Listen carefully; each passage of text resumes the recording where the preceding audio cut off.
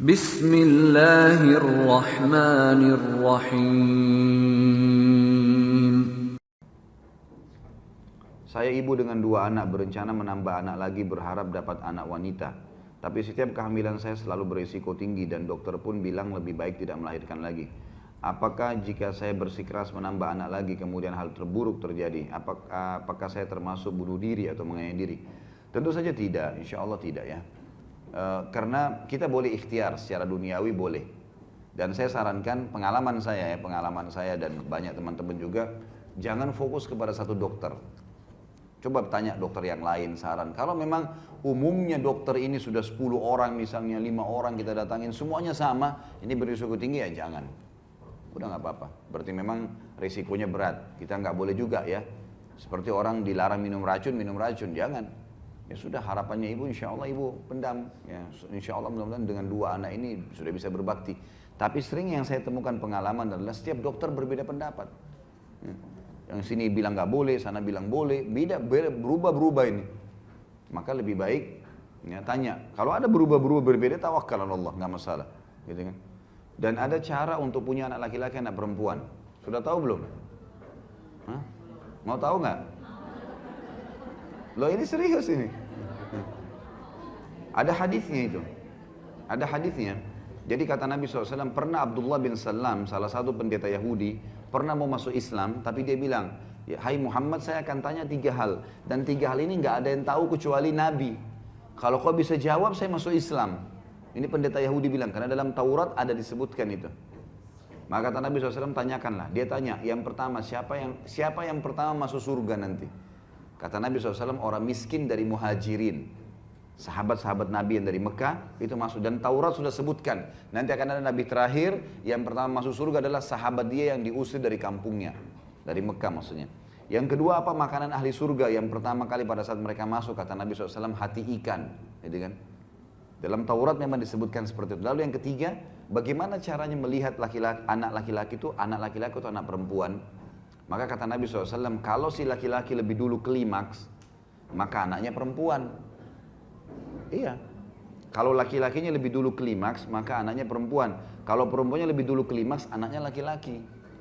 Makanya seseorang bisa mengatur, misal ibu mau hamil haid yang kedua dari sekarang misalnya, masa subur dari sekarang. Misal sekarang kita bulan Mei, saya mau hamil nanti di bulan Juli, diatur, bicarakan sama suami. Masa subur saya tanggal sekian sampai tanggal sekian.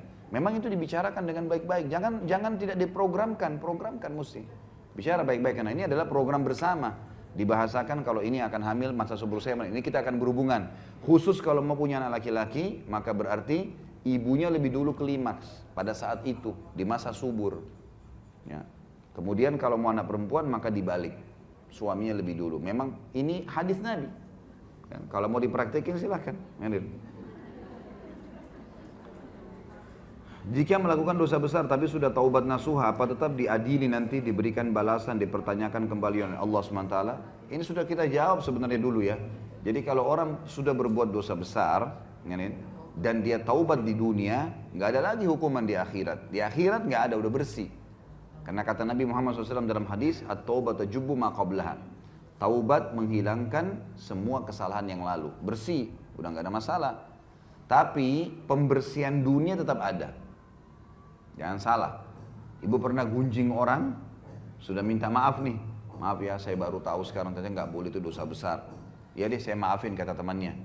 Jangan heran tiba-tiba setelah taubat kita digunjing oleh orang lain. Itu proses balasan pembersihan dari yang sebelumnya. Di dunia tetap ada pembersihan, nggak bisa tidak. Makanya ada sakit, ada kehilangan barang, itu semua pembersihan dosa-dosa. Jadi jangan dilakukan, dan harus difahami dosa-dosa ini ibu-ibu sekalian, efek jerahnya lebih besar. Ya, pernah saya jelasin di awal pertemuan kita, misal kasus seseorang berzina 1 jam misalnya, dia masuk di hotel, dia berzina 1 jam, ini sudah cukup Allah kasih penyakit 2 tahun, balasan dari 1 jam zinanya. Efek jerahnya lebih berat. Orang mencuri 1 juta rupiah, buat nota palsu lah, apalah segala mencuri. Ini Allah nggak hilangin 1 juta dari dia, Allah akan hilangin 100 juta, 200 juta dengan cara dia sakit, masuk rumah sakit, biayanya 100 juta, biaya pembersihan dari situ. Ada kucing lewat pernah ditendang sama dia. Dia pikir kucing tidak akan bisa melawan, teriak, kucingnya lari. Jangan lupa, kucing itu sama kita Tuhannya sama. Allah satu, Esa, Maha Adil, pasti hukum kita. Nanti tiba-tiba kita jalan ke Seleo, 2 minggu sakit. Nah, ya. Pakai sepatu, jalannya bagus ke Seleo. Itu akibat tendang kucing tuh. Dan seterusnya. Makanya hati-hati, ibu-ibu jangan suka pukul anak-anak. Anak-anak jangan, bukan dididik dengan pukul. Saya wanti-wanti istri saya, jangan sentuh anak-anak dengan tangan. Pakai lisan, nasihatin. Saya termasuk orang yang merasakan sendiri, ibu-ibu sekalian, ayah saya nggak pernah mukul. Dari kecil saya cuma dinasihatin, disampaikan, dirangkul.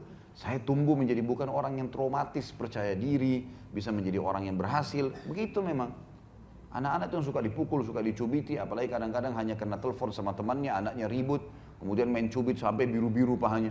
Ini apa ini? Pendidikan dari mana, Bu? Hah? Ambil dari mana ilmunya nih? Dari pasar? Hah? Kita punya syariat, nggak boleh sembarangan. Contoh ya, ingat kata Nabi SAW, al-jaza min jinsil amal, balasan akan sesuai dengan kadar perbuatan seseorang. Ada orang ibu kejam sama anaknya, suaminya kejam sama dia. Subhanallah, dia pukul ini, di sini dipukul juga dia. Ada sunnatullah datang. Orang yang baik pasti dibaikin. Sudah ada hadisnya. Kata Nabi SAW, kama tadinu tudan, sebagaimana kau berperilaku, kau akan dibalas dengan perilaku yang sama. Kita lembut, kita akan dilembuti. Kita membantu, kita akan dibantu. Begitu. Dalam hadis lain, man la yarham la yurham. Siapa yang tidak mengasihi, tidak akan dikasihi. سبيل الدموع سبيل مريح تنهدى يا صاحي كي تستريح